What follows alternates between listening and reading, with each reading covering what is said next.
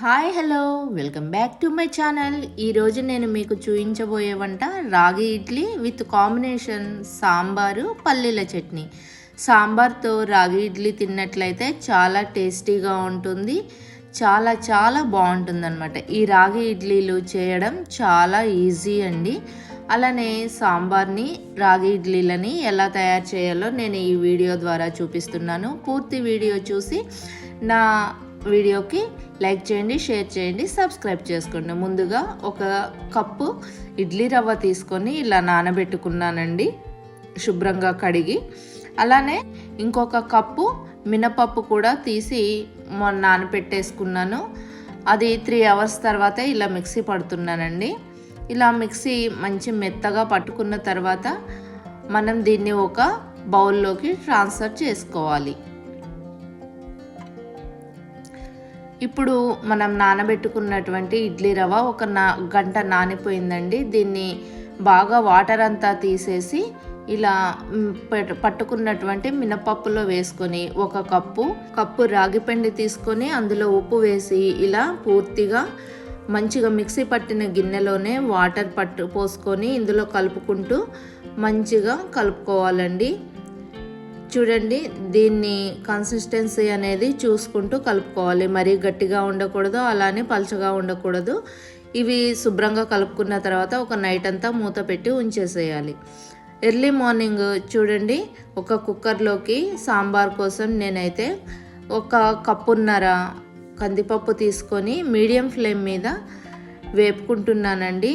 Flame అయితే మీడియంలోనే ఉండాలి, ఎక్కువగా పెట్టేస్తే పప్పు అనేది మాడిపోతుంది, టేస్ట్ అంతగా బాగోదు. ఇప్పుడు పప్పు వేగిందండి, దీన్ని కడిగి శుభ్రంగా వాటర్ పోసుకొని మనం కొంచెం పసుపు అలానే కొద్దిగా కారం వేసేసి దీనికి మూత పెట్టేసి ఒక 3 విజిల్స్ వచ్చే వరకు ఉడికించుకోవాలి. ఈలోగా మనం చింతపండు తీసుకొని వాటర్ పోసి శుభ్రంగా కడిగి కొన్ని వాటర్ పోసి నానబెట్టుకుంటున్నాను. అలానే మన పప్పులోకి సాంబార్లోకి కావాల్సినటువంటి పచ్చిమిర్చి, టమాటా, ఉల్లిపాయలన్నీ రెడీ చేసుకున్నానండి.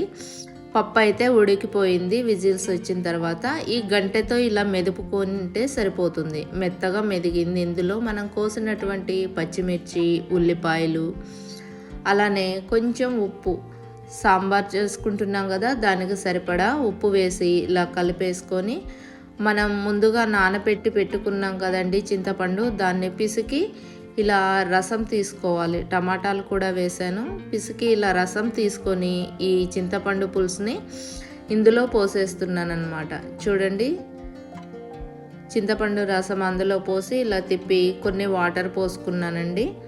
ఇప్పుడైతే సాంబారు మనకి ఈ విధంగా ఉంటే సరిపోతుంది. దీన్ని ఇప్పుడు స్టవ్ మీద పెట్టి కొంచెం కరివేపాకు వేసి మూత పెట్టి మంచిగా తెరలించుకుందాం. ఈలోగా మనం ఇడ్లీ కోసం పాత్రను రెడీ చేసుకుందామండి. ఇడ్లీ పాత్ర తీసుకొని అడుగున వాటర్ పోసుకొని చూడండి, నేనైతే ఒక మూత ఇలా పెట్టేస్తున్నాను. తర్వాత మిగిలిన వాటికి మంచిగా ఆయిల్ ఇలా అప్లై చేసుకోవాలి. అప్లై చేసుకొని చూడండి, మన నైట్ అంతా కూడా నానబెట్టుకున్నాం కదా పిండి, అది పర్ఫెక్ట్గా అయితే రెడీ అయిపోయింది.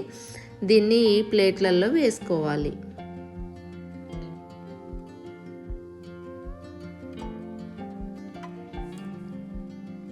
చూసారా, మరీ ఎక్కువగా వేసినట్లయితే ఇడ్లీలు ఎక్కువగా పొంగి పైన వాటికి గిన్నెలకి అంటుకుపోతాయి కాబట్టి కొంచెం కొంచెంగా వేసుకోవాలి. ఇలా ఉన్న ప్లేట్లన్నిటికీ వేసుకోవచ్చు. ఇప్పుడు వీటిని ముందుగా ఫ్రీ హీట్ చేసుకున్నటువంటి ఇడ్లీ పాత్రలో పెట్టేద్దామండి. చూడండి, నేనైతే 2 వాటికే వేసాను, నాకు ఈ 2టికి సరిపోతున్నాయి ఇడ్లీ, ఇద్దరికే. ఇలా మూత పెట్టేసి ఒక 5 to 10 మినిట్స్ అలా మీడియం ఫ్లేమ్ మీద ఉడికించుకోవాలి. ఈలోగా సాంబార్ అయితే తెరలిపోతుందండి. దీన్ని తాలింపు వేసుకుందాం.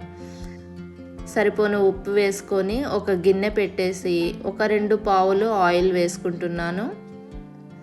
తర్వాత ఇందులో జీలకర్ర, ఆవాలు, అలానే ఎల్లిపాయలు, అలానే 4 ఎండుమిర్చి వేసేసి మంచిగా వేగిన తర్వాత ఉల్లిగడ్డలు కూడా వేస్తున్నానండి. ఈ ఉల్లిపాయలు ఇలా తాలింపులో వేస్తే చాలా బాగుంటుంది. ఇప్పుడు కడిగి పెట్టుకున్నటువంటి కరివేపాకును కూడా కొంచెం వేసుకొని మంచిగా తిప్పుకుంటున్నాను. ఇప్పుడైతే తాలింపు వేగిపోయిందండి. ఈ తాలింపుని తీసుకొని మనం పప్పుచారులో వేసుకుందాము. చూడండి, పప్పుచారులో అయితే మంచిగా తాలింపు వేసేస్తున్నాను. చూసారా ఎంత బాగుందో కదా. ఇప్పుడు ఇడ్లీ అయితే రెడీ అయిందండి. మనం ఇడ్లీని పక్కన పెట్టేసుకుందాం. ఒక 2 నిమిషాలు అలా పెట్టేసి కొద్దిగా ఆరిన తర్వాత వీటిని ఒక ప్లేట్లోకి సర్వ్ చేసుకోవడమే.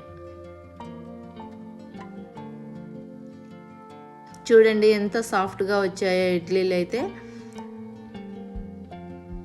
ఇలా సర్వ్ చేసుకొని మంచిగా 2 గిన్నెల్లోకి పల్లీల చట్నీ అలానే ఈ సాంబార్ కూడా వేసుకొని మంచిగా తినేసేయటమేనండి. ఇంతే, చాలా సింపుల్గా ఉంది కదా. మీరు ట్రై చేయండి. నా ఛానల్ని ఫస్ట్ టైం చూస్తున్నట్లయితే సబ్స్క్రైబ్ చేయండి. Thank you for watching.